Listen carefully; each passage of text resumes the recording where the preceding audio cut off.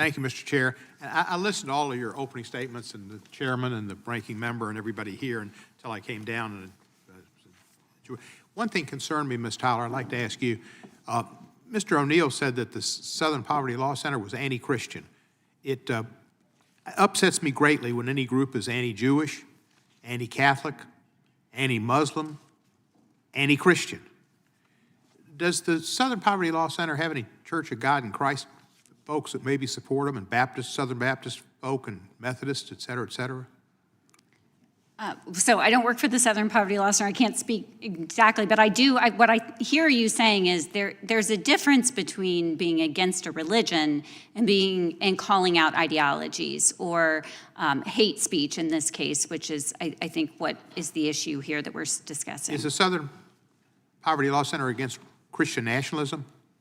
I think that they have named white Christian nationalism as an ideology to watch, as something that does fuel hate-driven violence. Can you define white Christian nationalism for me? Or Yeah. So white Christian nationalism is this political ideology that seeks to merge American and Christian identities into one.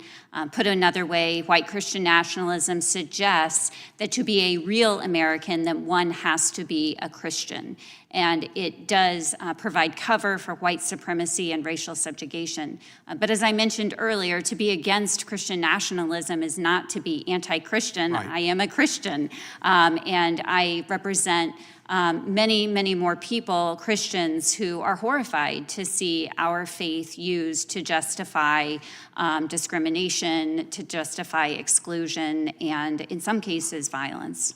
what are some of the other things that, I know you're not necessarily a spokesperson for the Southern Christian Poverty Law Center, but what are some of the other things they stand for and in support and oppose?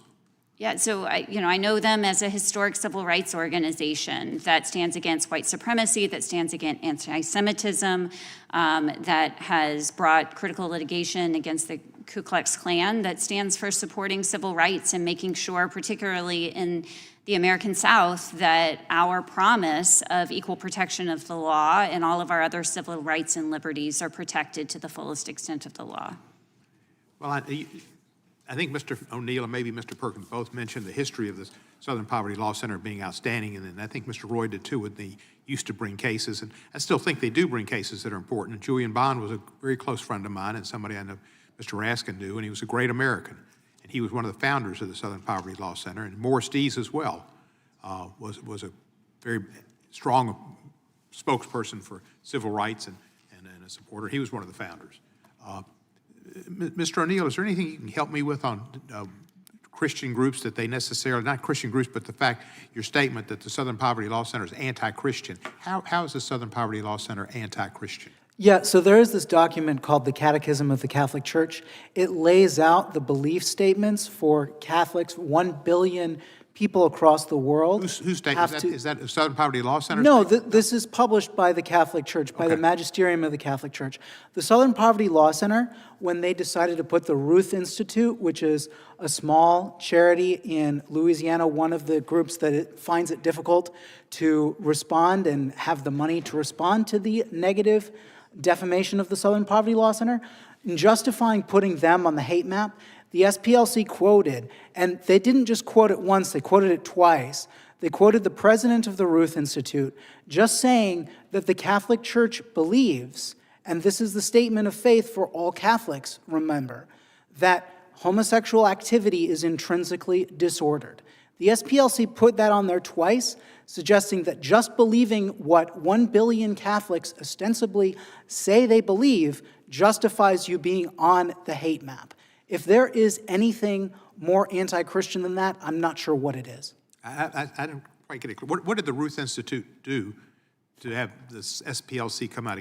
Yeah, so the Ruth Institute advocates for survivors of the sexual revolution. That's what they call people who suffer from family breakdown.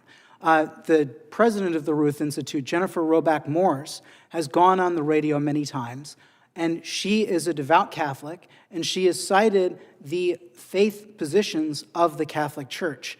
It is those statements of faith from the Catholic Church that derive directly from the Catechism that the Southern Poverty Law Center decided was hateful enough to cite as evidence to put her on. Yes, they put the Catholic Church on the hate map. Though by on the hate map in this way, they have suggested that the entire Catholic Church should be on the hate map. This is something I would love That's Democrats pretty strong to take one condemn. person, Miss Ruth Morris, and put her on a hate map and say that's the entire Catholic Church. I don't think Pope Leo would be put on that group, I wouldn't think. Well, Pope Leo stands for the faith statements in the Catechism of the Catholic Church. If the Catechism of the Catholic Church is a hateful document that justifies putting you on the hate map, then he belongs on the hate map logically based on the Southern Poverty Law Center's own presentations. Ms. Tyler, do you know anything about this lady or the group? I do not. Okay. Anything else, Mr. O'Neill, that makes you think? I know a lot of ministers that are Church of God in Christ Kojic ministers who support the SPLC, and there are a lot of Black Baptist churches, maybe not Southern Baptist churches, and maybe there are Black Southern Baptist churches too, that support the SPLC.